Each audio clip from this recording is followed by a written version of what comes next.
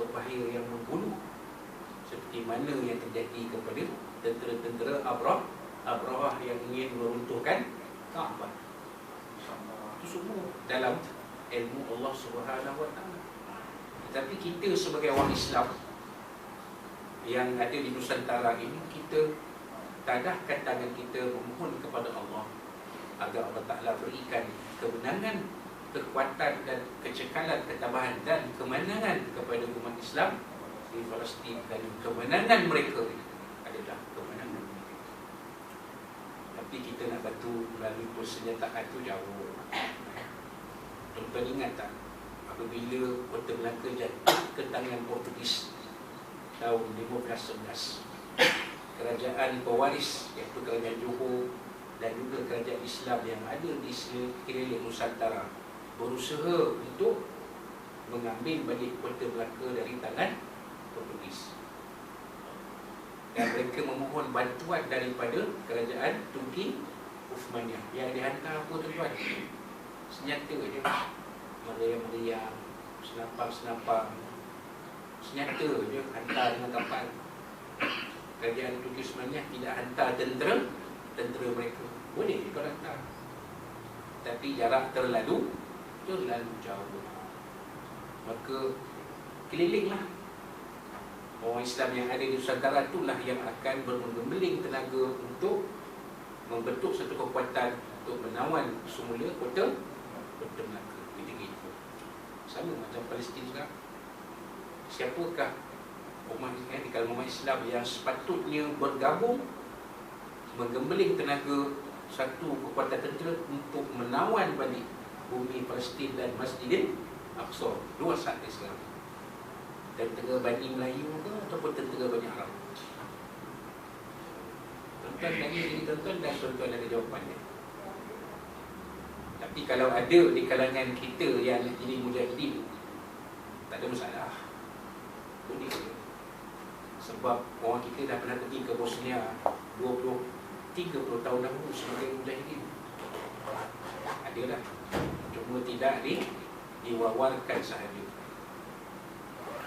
Itu baru ni dalam sidang parlimen disebut menghantar tentera Malaysia itu bukan benda yang mudah. Sebenarnya ada perancangan, tapi tak boleh diwawarkan. Itu pula kita tahu kan kekuatan ni mungkin ada. Sebab di Bosnia pernah berlaku benda yang sama. Sebenarnya satu tim tentera Malaysia dikatakan menjadi mujahidin bersama tentera Islam Bosnia melawan tentera Serbia. Tapi mereka tak pakai apa-apa, pakai baju celoreh, tak pakai apa-apa, tak ada pun gambar Malaysia ke apa ke, tak ada. Dia macam kamuflase. Ini kena tanya sahabat-sahabat tentera yang pernah jadi pengaman UN di Bosnia dululah. Mereka ada beritahu cerita itu, tapi yang sampai ke telinga kami ketika itu, itulah keadaan dia. Memang ada. Jadi tak mustahil kalau ada di kalangan Bani Melayu, tentera Bani Melayu yang ke Palestin secara rahsia, itu tak mustahil. Tapi tak boleh. Kalau kita buat secara rasmi, kacau kita. Kalau kita bukan negara yang kuasa besar. Kalau Rusia tak pun, Rusia langgar Ukraine pun sampai hari ini tak berjaya menawan seluruh negara-negara Ukraine, tak berjaya. Dan mereka tak berniat pun nak menawan negara Ukraine tu. Mereka nak menurunkan Presiden Ukraine yang kebetulan seorang Zionis. Tak ramai yang tahu Presiden Zelensky, Presiden Ukraine itu seorang Zionis yang menyokong negara Israel. Rusia nak jatuh ke kawan tu je. Dan itu kawan tu settle lah, tarik balik tentera. Itu sebenarnya. Itu kalau kita lihat dah lebih kurang 2 tahun Rusia melanggar Ukraine, mereka tidak menawan keseluruhan negara Ukraine. Misi mereka hanya untuk menjatuhkan presiden yang ada. Jadi benda itu tak jadi, belum jadi lagi. Sebab kita tahu siapa di belakang Presiden Zelensky. Itu pun nak cerita tu kena bagi Ustaz ni lah, datang ceramah. Tapi baru ni Ustaz Ridwan datang pun Rasul ni. Tak apa, nanti Misal Merah kita cari jalan macam mana nak datang kan, nak bawa Ustaz saya percaya kalau bawah dia ramai lagi datang. So kita cerita Islam Merah dari perspektif peristiwa akhir zaman yang ada pada hari ini. Ada orang silap 2 jam tu cukup. Kena buat 2 malam. Malam pertama, malam kedua. Tak apa, insyaAllah. Kalau kita faizah azam tak, fatawakal Allah. Kalau kita betul-betul berazam, betul-betul bersungguh, serah kepada Allah, Allah Ta'ala akan bantu. Ini duit, betul Ustaz ini datang ni, sekali kira-kira 5 untuk Surah Darussalam, bajet untuk jumpa Ustaz ni ceramah. Tak mustahil. Sebab bila kita berazam, serah kepada Allah, Allah Ta'ala akan kena macam tu. InsyaAllah. Dan kita harapkan dalam tempoh tersebut tu akan ada sedikit pelonggaran. Sekarang dia ada sikit ketat lah. Tu yang saya faham tu Ustaz Ridwan datang macam maulid tu. Kalau tak ni tak ada ni mesti Ustaz selebriti main ni. Saya tengok Ustaz Ridwan tapi sekarang keadaan ketat sikit pasal pun baik. Kita pergi kepada hadis yang kita bincangkan pada bulan lalu, hadis yang ke-10, iaitu bahaya kemewahan. Kita nak lihat kepada apa yang diterangkan oleh almarhum Tuan Guru Ustaz Tuan Haji Ahmad Fazli Zamzam Abu Ali Al-Nabi rahimahullah ta'ala tentang hadis ke-10 ini. Dalam hadis ini Nabi kita Sayyidina Muhammad SAW menerangkan bahawa umatnya pada suatu masa kelak akan mendapat kekayaan dan kelapangan dalam kehidupan. Pagi petang pakai silih berganti, hidangan makanan tidak putus-putus, rumah-rumah mereka tersedia indah dan dihias dengan berbagai-bagai perhiasan. Ini kita lihat terutamanya di negara-negara Arab yang kaya raya. Tuan-tuan ingat tak dalam hadis Al-Arba'un An-Nawawiyah? Tolong berhati.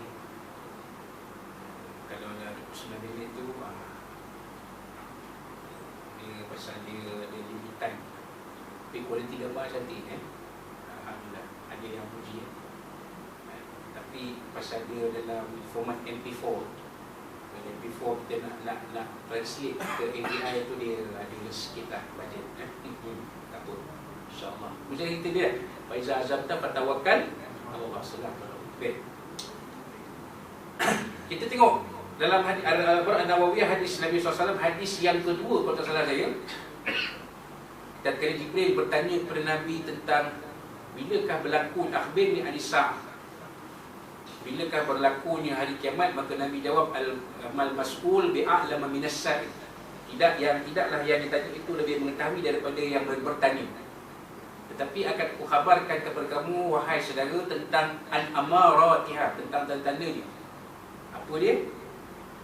Kamu akan melihat manusia yang berpakaian compan-camping, tidak berkasut, berkaki ayam, berlumba-lumba membina bangunan tinggi, iaitu tawaluna fil bunyan. Siapa dia manusia tu? Manusia Arab lah, Arab Badui. Zaman Nabi, Arab Badui tak pakai kasut. Pakaiannya compan-camping, pakaiannya kain kasar. Kasut pun tak ada. Nabi ada tak pakai capal? Ni kasut pun tak ada, capal pun tak ada, selipar pun tak ada, kaki ayam. Tapi di akhir zaman mereka berlumba-lumba membina bangunan tinggi. Cuba tengok di Abu Dhabi, cuba tengok di Dubai, Dauhah, Manama, Riyadh, Kuwait, Muscat, bangunan tinggi-tinggi tuan. Bangunan tinggi-tinggi. Berlumba-lumba dia. Ni negara buat skyscraper. Negara yang lagi satu tak boleh tengok ni. Tak jadi ni kan kita kalah ni. Kita lagi power daripada dia. Buat lagi tinggi. Nabi sebut yatatawaluna fil bunyan, berebut membina bangunan tinggi-tinggi. Maknanya mereka pada akhir zaman mereka sangat sangat mewah. Macam saya cerita sebelum ni lah. Kereta tu dicat dengan emas. Kereta kita cat color emas. Tapi cat tu lah, cat kereta lah, tapi color emas. Baru ni ada satu video kereta wajah dia punya pintu buka macam Ferrari.